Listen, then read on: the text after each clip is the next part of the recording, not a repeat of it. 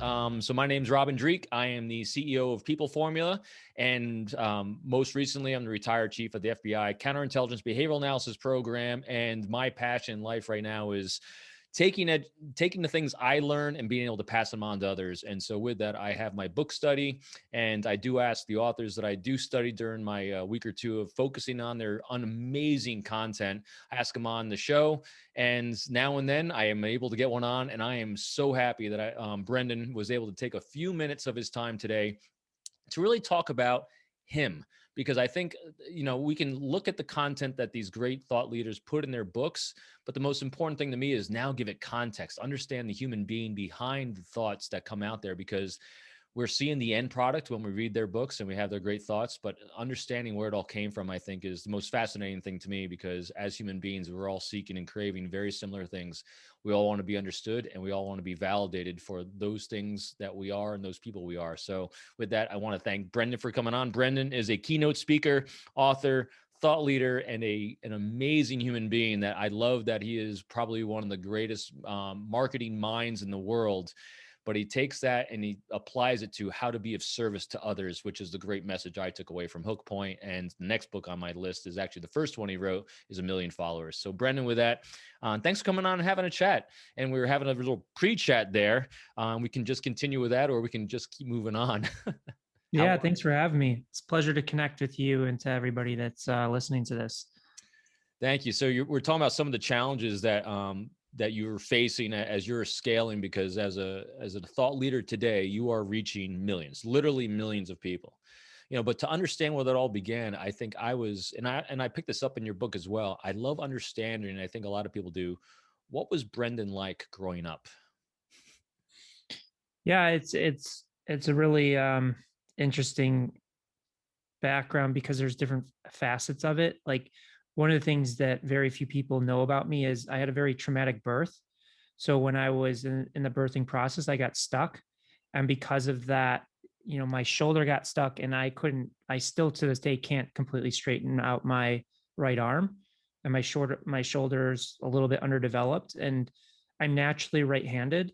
So I still to this day right-handed, but as a young infant and everything, I had to learn how to push up with my left hand. And then growing up, I had to learn how to play sports with my left hand because I had limited mobility.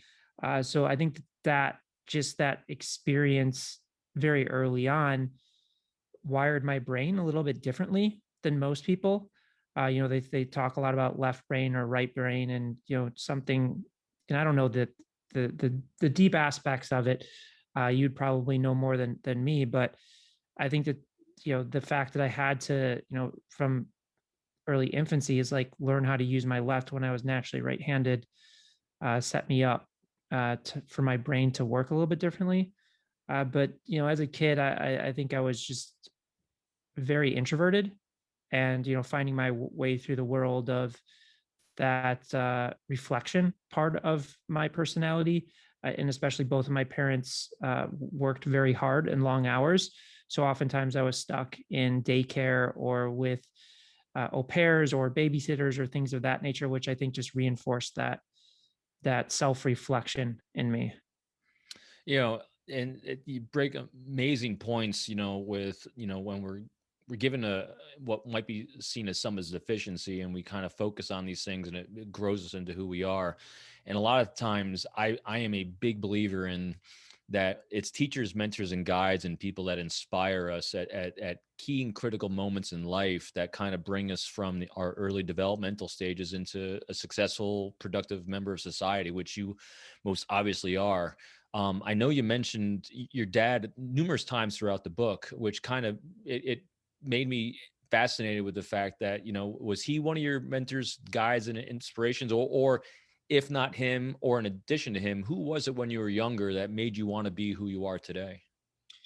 Well, I think my father was definitely a guide and mentor in a different way. He he was a very tough father, especially when it came to sports. He had played college basketball. He played, won high school championship basketball, played college, and I think he was like on that verge of almost being good enough to go pro.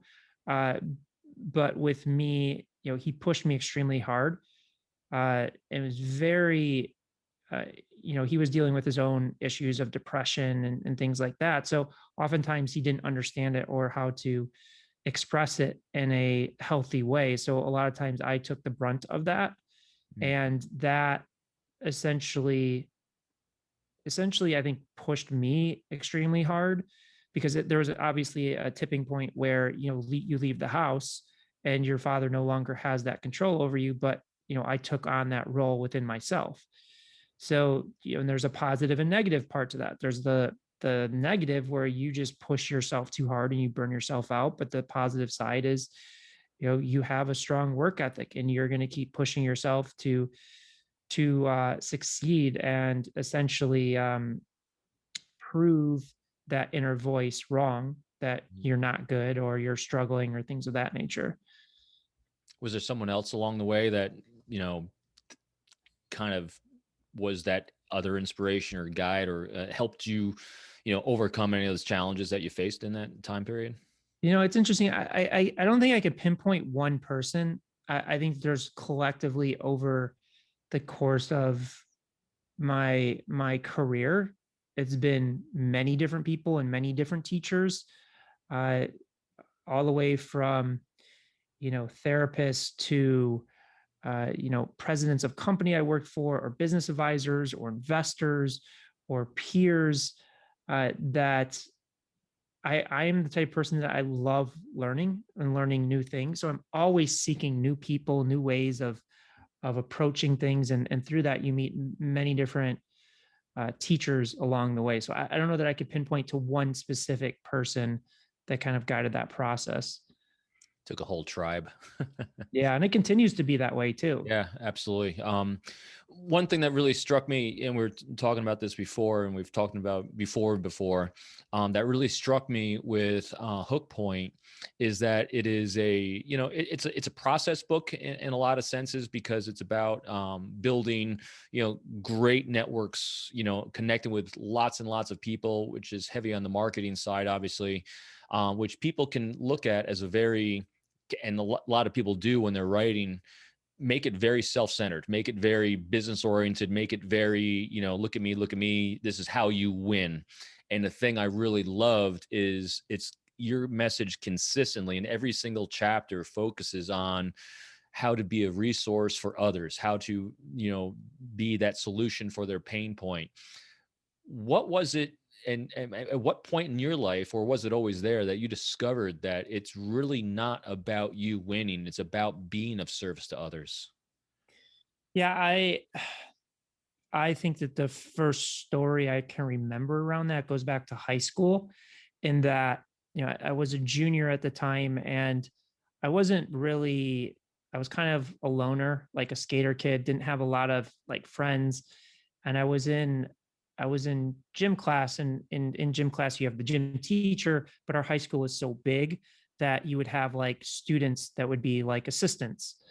So we had, seniors were typically those gym assistants. So there was a senior girl that was a gym assistant, and she was showing interest in me, and I didn't really kind of get it, because I wasn't really into girls at that point in time. But her ex-boyfriend was like the head of the football team, and really powerful and scary and strong person. And one night I got a phone call from this guy, and he said, listen, if you don't stop talking to her, I'm going to kill you. Like literally, I'm going to physically kill you.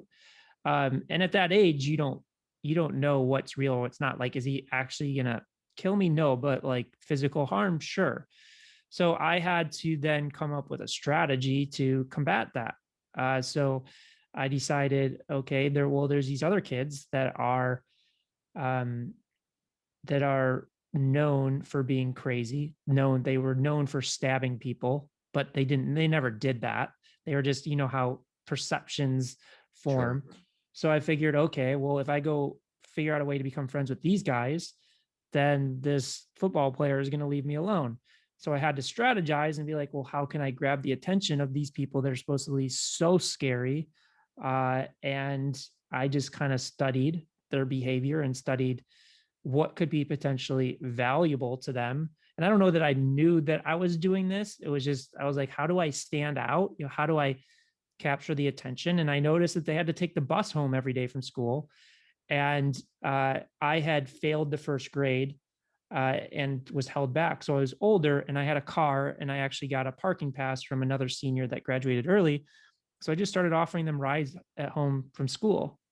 And then from there, obviously, we talk on the way back, and you forge this connection and you forge that friendship. And again, my hypothesis was right by the fact of me befriending these people. This other person was scared to do anything to me. So he then became friendly with me.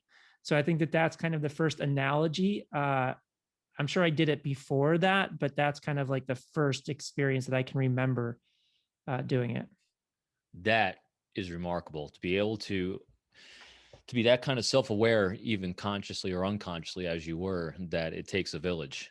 That it's, you had a problem and a challenge that you're facing, and you realized that you couldn't solve it on your own, and you strategized how to create relationships in order to overcome the challenge. I'm dumbfounded by that. It took me until I think my 40s to finally figure that one out. That's why I think makes your message so powerful and so articulate to others. So with that kind of background, and that kind of skill set, whether it was realized or unrealized, what did you want to do when you're in high school or, going off to college? Did you have a plan on what it was that Brendan wanted to be and what you wanted to do? No, no idea.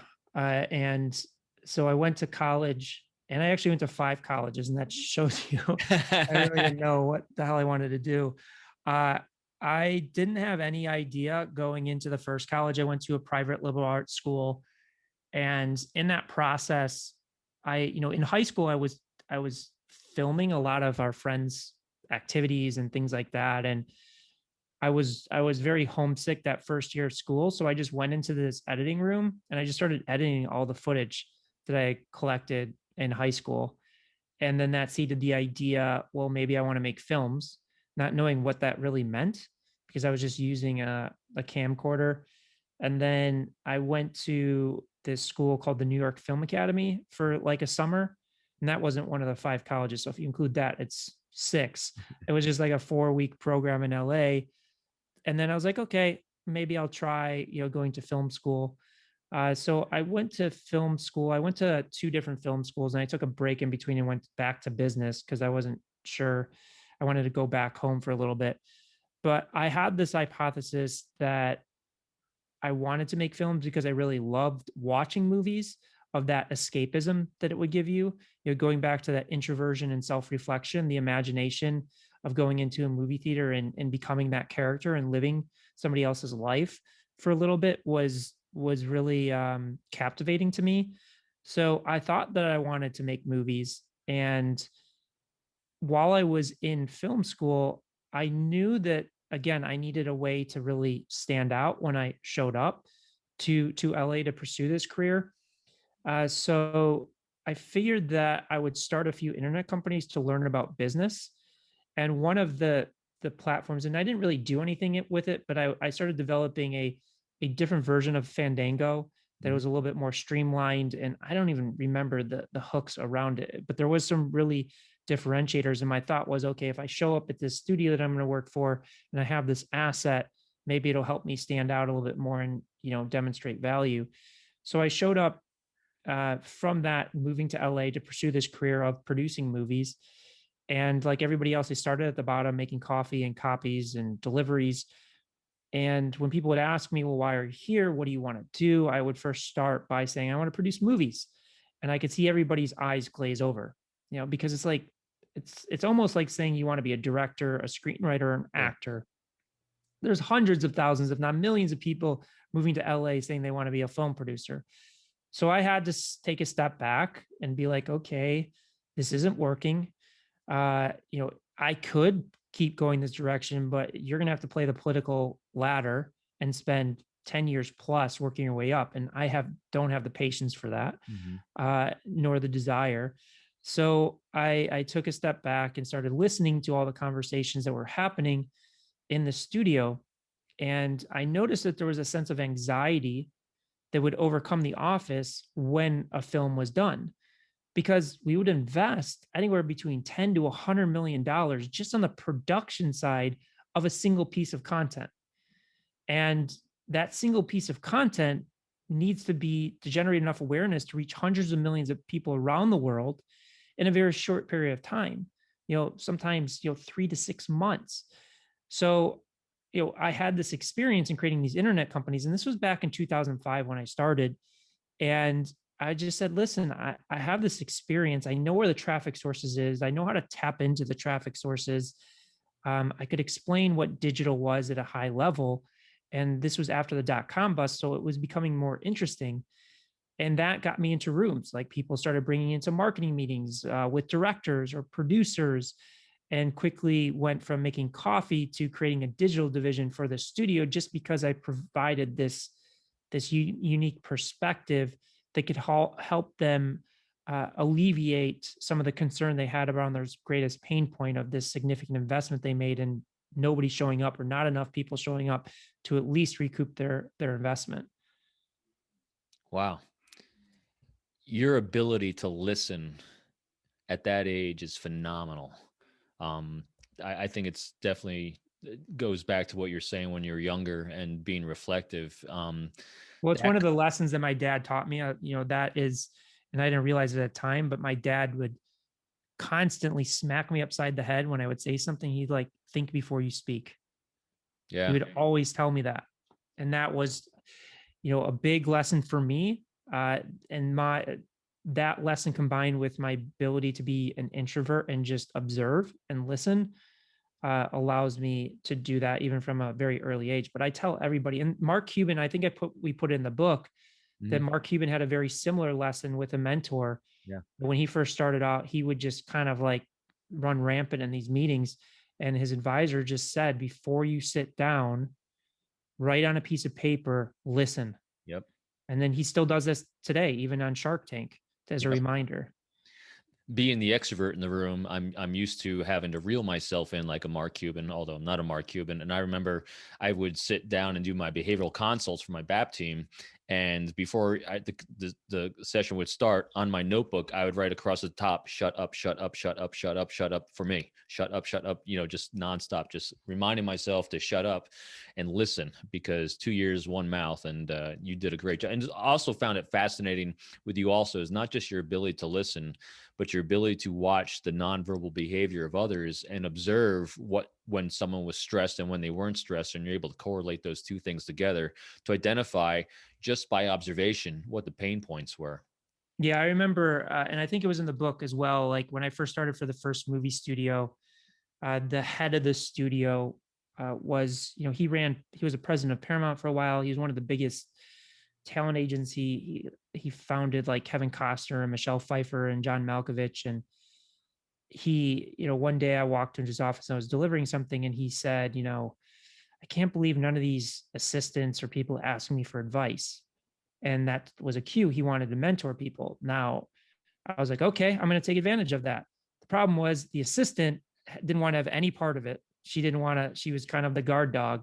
So what I had to do is I had to wait outside, the office every day for him to walk to the car to engage with him. But I learned very, very quickly by reading his body language and his facial expressions when was a good time and when was a bad time to approach him, Right. and apply that.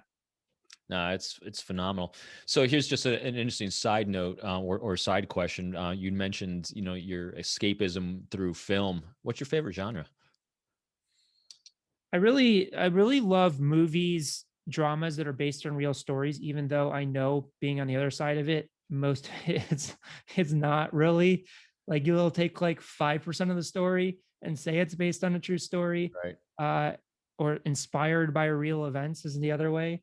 But yeah, I love stories about like remarkable people that that's based in some true story. So like Blow with Johnny Depp, like just seeing that character and what he went through, or even like Wolf of Wall Street, and like just how he uses his skill set to do these things, or just stories of people overcoming tremendous obstacles. I'm not a big fan of like downer movies and very dark movies, Mhm. even though some of those movies make the best ones. So I like some type of, inspirational component to a real life story. Do you have a favorite one that you recently do you binge watch anything basically? And if you do, which ones? I've been binge watching more television than movies right now Sure. because obviously there's less movies, but there was an interesting one that just came out called I think it's Lupin, about this French guy. It's in French. Uh it's on Netflix, but he's like a professional thief. And it's Mhm. just really interesting to see his skill set and approach to it. Yeah, I'm similar. I love things that are based either based on true stories or I'm a reality show junkie in the sense of I love people stories. People stories are amazing to me, and I love when folks. I like not having necessarily a hero or a heroine or a bad guy. I just like seeing life. It's just fascinating, and like you were saying, more of a redemption story about how people overcome these adversities and move on through there.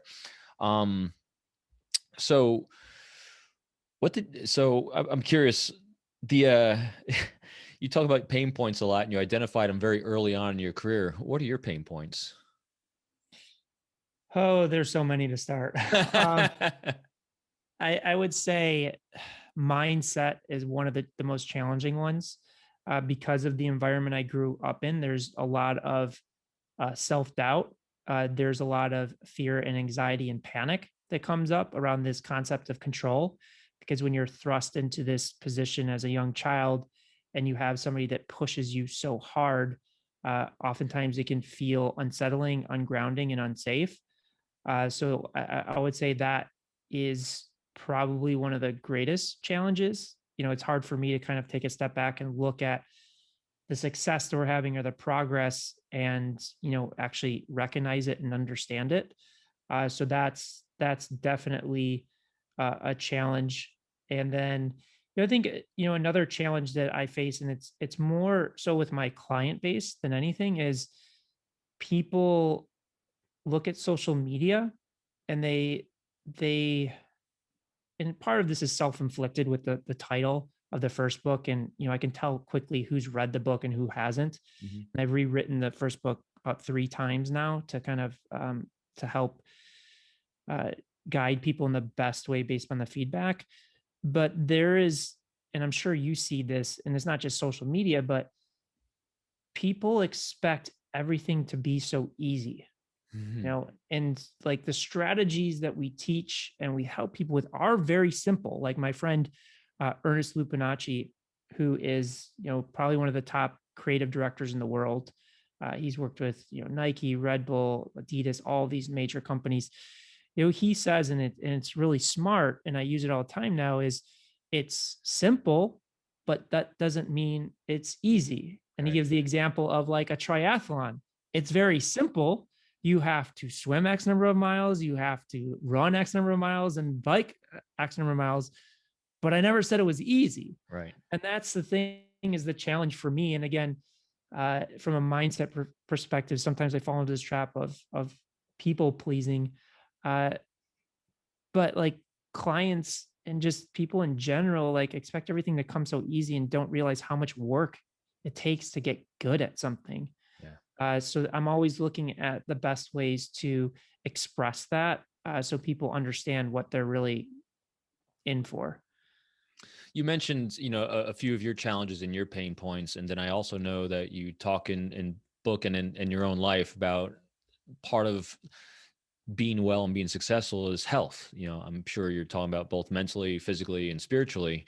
What kind of things do you do to maintain your health and balance when faced with all these pain points and challenges? Well, it's interesting because I'm going through a mindset training process right now. I met an individual down in Mexico who's a former professional freediver, and he marries the art of free diving and cave diving and breath work, and also with psychedelics, to reprogram the brain to have a better understanding of fear, anxiety, and stress. And for me, it's one of the most challenging things I've ever had to do in my life, but I know it's the thing that I need to do, because like when you're doing these breath holds and and essentially just holding your breath, like you're putting yourself on that edge of panic because your nervous system starts freaking out and it's like, what are you doing? You need to breathe. And then going into it every single day is a challenge, but you need to keep putting yourself into it to essentially slow yourself down and take you out of that kind of tornado of those emotions. So going back to your question, there's a lot of things that I'm always testing on myself from a mindset perspective. This being one of them. Meditation. I try my best with diet. I'm pretty good. I'm probably like 80% of the way there. But sometimes, with the amount of work and stress I put myself under, sometimes I just need to eat other stuff that's not necessarily good for you, but Right. makes you feel a little better. And then, I just try and stay active as much as possible. Through this guy, I'm doing a lot of pool training right now, hiking and walking, some minimal weights. So, I do my best with the health, but it's, like you said, it's critically important, especially in the profession that I'm in, where it's just mental all day long. You need to make sure that you can perform and keep that mental clarity. Yeah, I'm curious. You mentioned meditation, and I'm a lover of understanding everyone's different definition of what they do for that. And you mentioned him in your book, Jay Shetty. I read, Think Like a Monk, and he talks about different methods of it that he employs. And Tasha Urich's book, Insight, where she talks about the science behind mindfulness and her different types of meditation. What kind do you find most effective for yourself? I have two forms. I one is first thing in the morning after I do the breath work. I just sit in silence.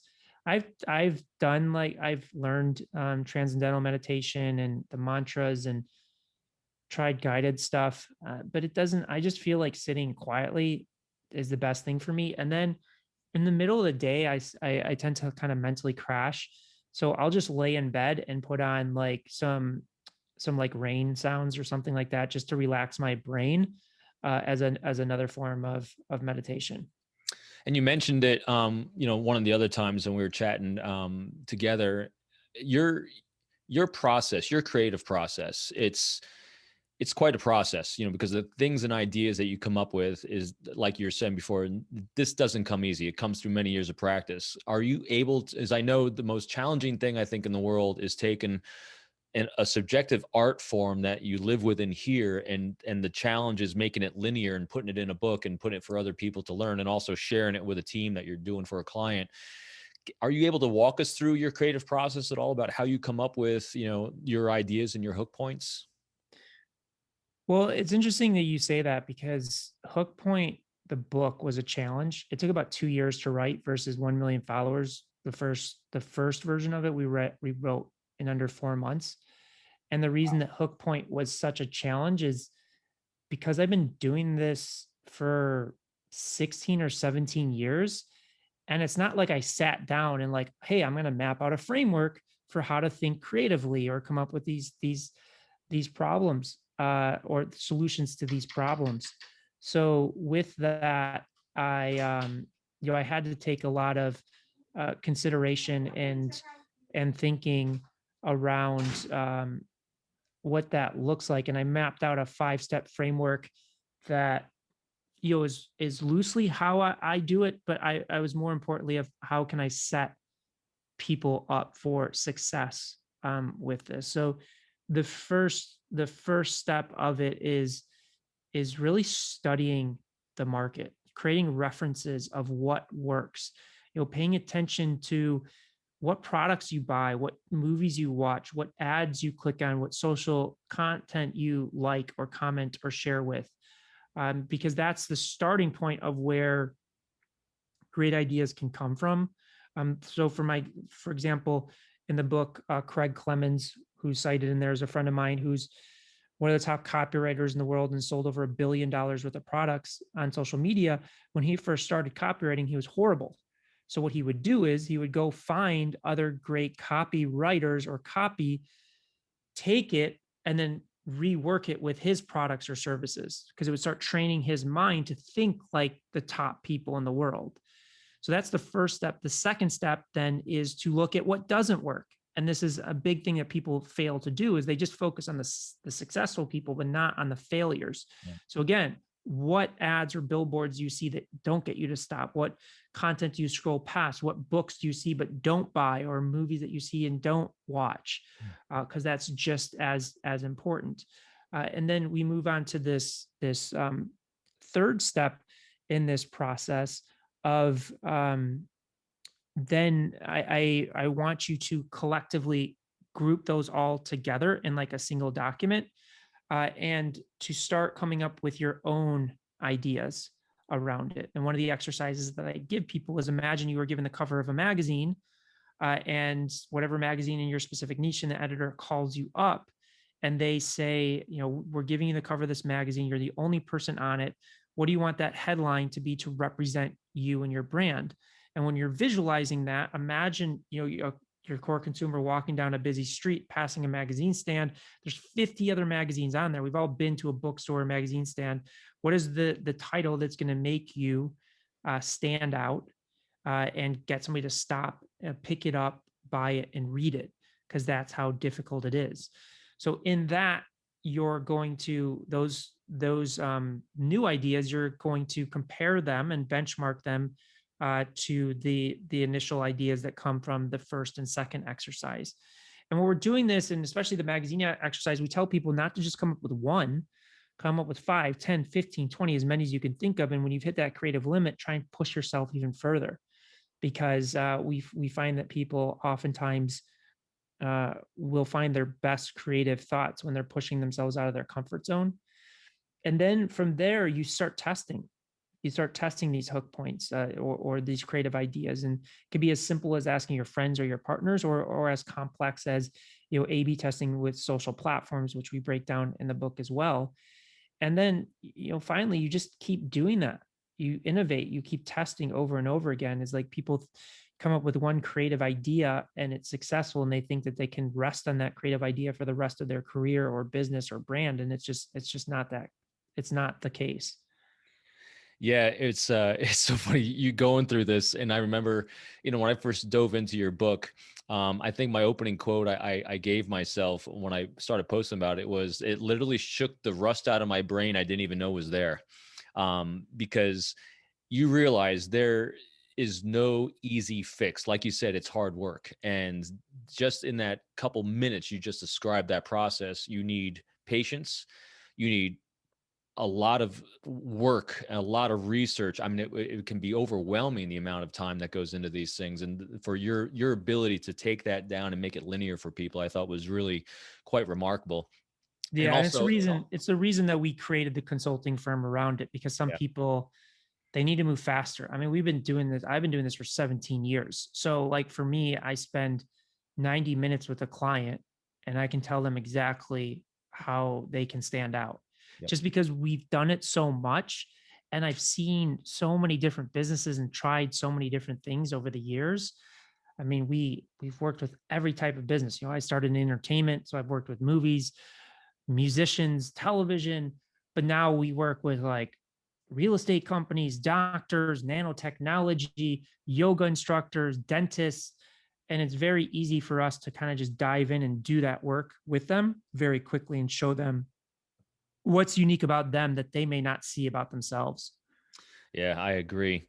And so, I want to kind of respect your time and start closing this up. So I always have one closing question. But I'm curious, what, if you had one or two things you could share with people that you think they should, if they're looking to either, grow their audience, create hook points, or just be a better human being, what would you recommend people start doing today that might, make a small difference in their lives, and start maybe going down a path that'll bring them a little more peace of mind and joy and happiness in their lives?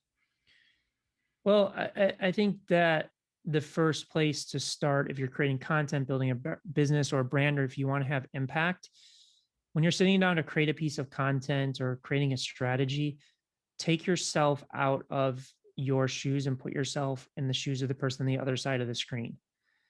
Envision what keeps them up at night, what causes stress and anxiety, and use that as your way to speak to them. Because I do this exercise all the time, is if I asked anybody listening to this, what keeps you up at night? What is your greatest pain point? The thing that worries you constantly. And then I walked up to you and I said, listen, I know you're really experiencing this and I want to help you solve it. And this is how I'm going to do it. What would you say? You would say, absolutely yes. Who doesn't want their greatest problem solved? So, start thinking about it from that perspective, is understanding your core audience or the person you want to have an impact in their life and what is their greatest challenge or obstacle, and speak to them through that, and how your product, your message, your service does that. Like you mentioned, Jay Shetty, he does an amazing job of like his social content and why it goes viral because he contextualizes it for a general audience. If you've ever experienced heartbreak, watch this. If you're really angry at somebody in the world, watch this. So he starts very surface level with raw emotions, and then he can take them on the journey of the deeper meaning of the content that you want to express or convey. So that's number one. And number two is study and learn. How are other people creating their content? How are they putting out in the world, both the people that are the high performers and the low performers? Because that's going to be your best education on how to get really good at this. I can't thank you enough. One of the biggest reasons why I loved your book so much is because of what you just said. It's about understanding other people at that deep level, understanding their pain point from their perspective, their context, and seeing what you can do to be a solution for them. So, Brendan, I can't thank you enough. I know you're a busy guy. I appreciate it. I know our audience appreciates it, and hopefully everyone's walking away with a few fresh ideas on how to be a great resource for others and be of service. So, thank you very much. Yeah, my pleasure. Again, thanks for having me. It's a pleasure to connect with you and everybody that's listening to this.